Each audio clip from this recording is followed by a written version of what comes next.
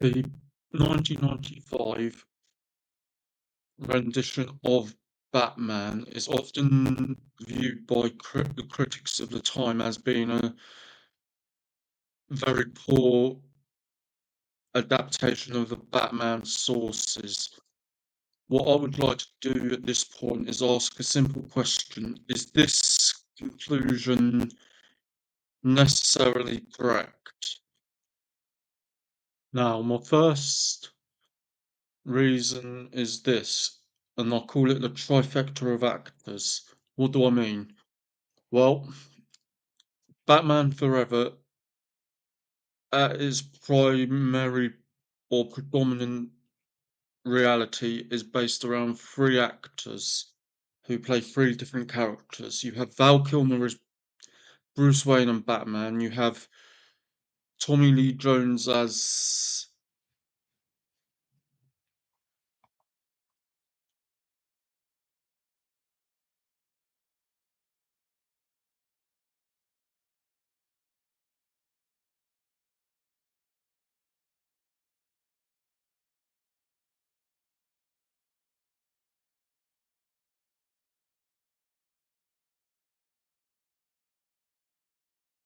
Harvey Dent or Two-Face, and then also you have Jim Carrey as Edward Nygma or the Riddler.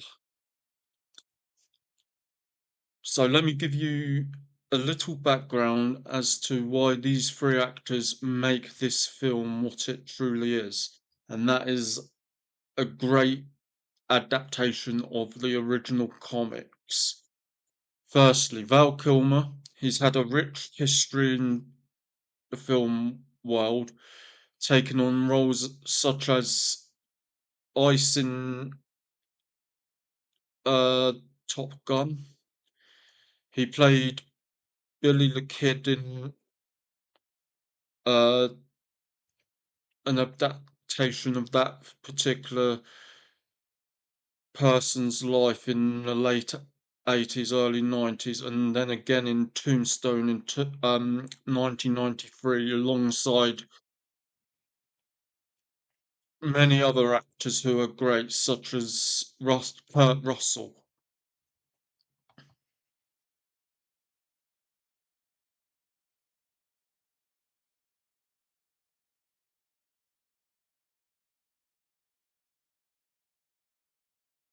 The second person, as I mentioned, is Tommy Lee Jones.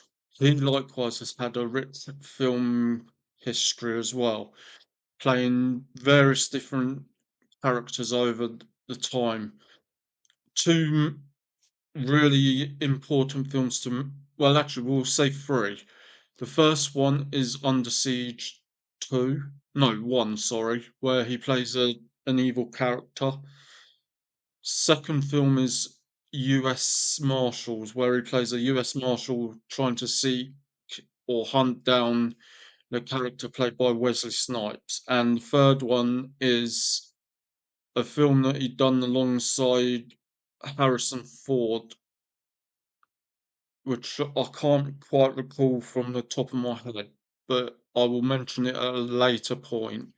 And then finally, we have Jim Carrey, who has also had a quite a great film history to his own credit as well, in such classics as Ace Ventura, The Mask, uh, and the list goes on and on and on. So now, wrapping this point up, we must understand that this film, Batman Forever, it is what it is because of these three core actors. There is, we'll see in a late of the third point why this is important. But just to lay the groundwork here, it is important for the very fact of these three actors making this film what it is.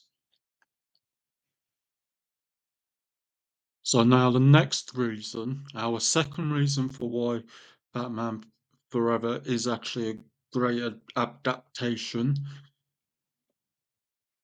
is the simple reason for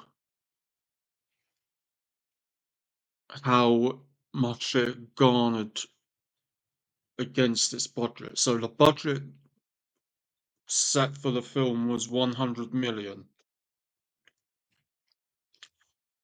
It garnered 3.5 times that, basically 336.6 million in its total take-ins.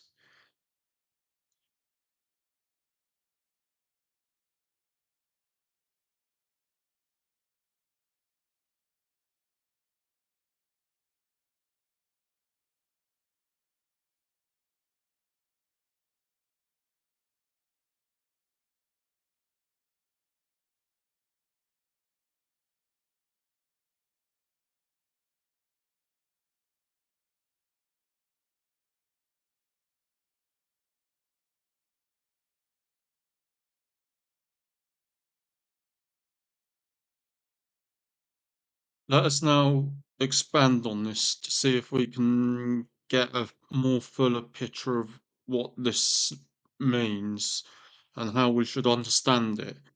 So, on its opening record, or the opening day, it garnered 52.8 million, knocking Jurassic Park off on its first weekend of its own established records, which was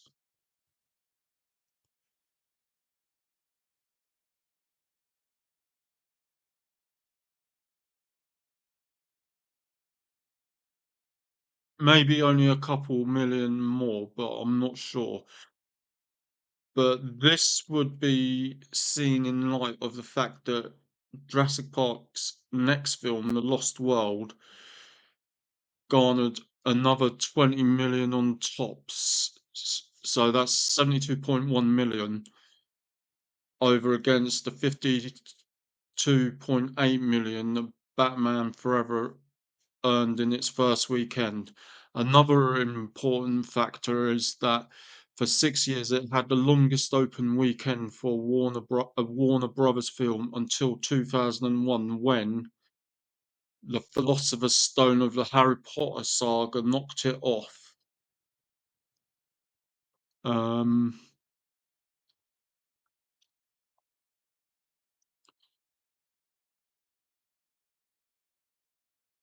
which that film was knocked off by Austin Powers' The Spy Who Shagged Me. But now a third factor is that Batman Forever was the first film to gross 20 million in one day on its opening day on Friday. It beat out Congo to reach number one spot. It grossed 77.4 million in its first week, which was below the record of 81.7 million set by Jurassic Park. So that alone shows how great this film was in terms of what it pulled in for the first day, or first, even up to the first week. Additionally, the film held a record for having the highest open weekend for a superhero film until it was taken by X-Men in 2000. So for 5 years, this film was only taken overtaken by The Grinch, which of course is another Jim Carrey film, and was also overtaken by Pocahontas during its second weekend. It still made 29.2 million, and it became the first film of 1995 to reach 100 million domestically. The film started its international roll out in Japan on the 17th of June 95 and grossed 2.2 million in 5 days from 167 screens, which was only 80% of its gross for Batman Returns, its previous film. And another factor is the film went on to gross 184 million in the United States and Canada and a further 152.5 million in other countries, totaling 336.53 million. 336.553 million,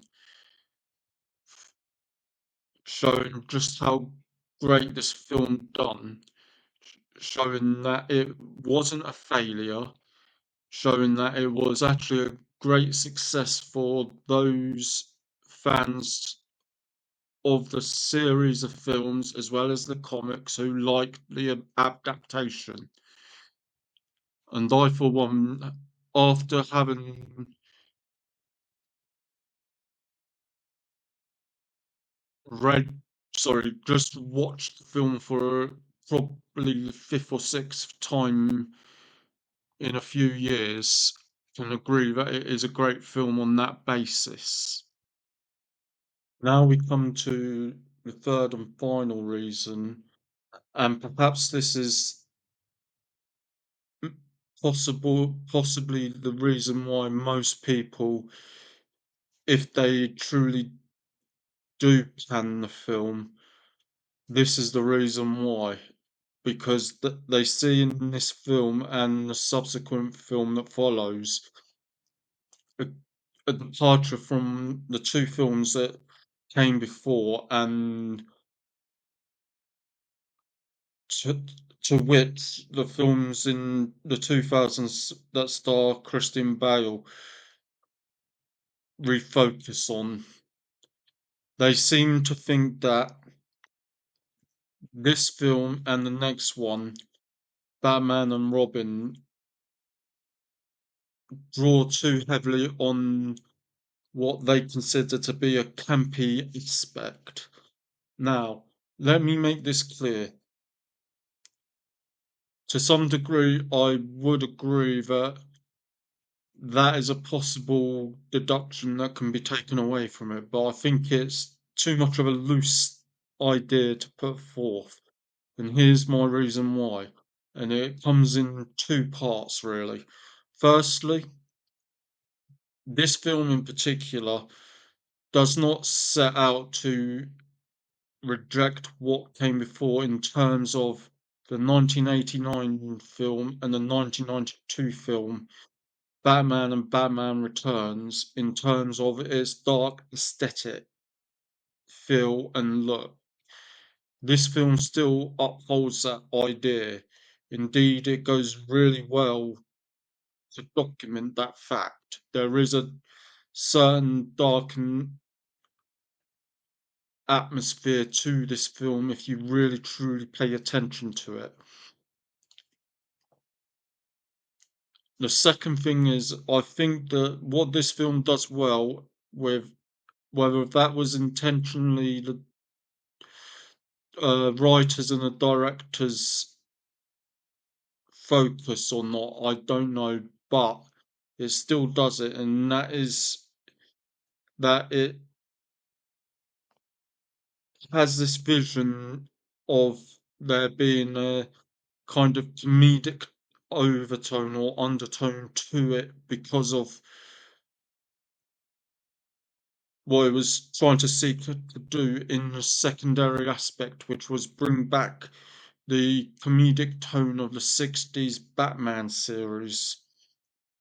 And I think they pulled this off simply because of who they got to be involved in it, in terms of Tommy Lee Jones and Jim Carrey, but particularly the second guy, Jim Carrey, who is a comic genius in his own right, as you can see in such films as The Mask.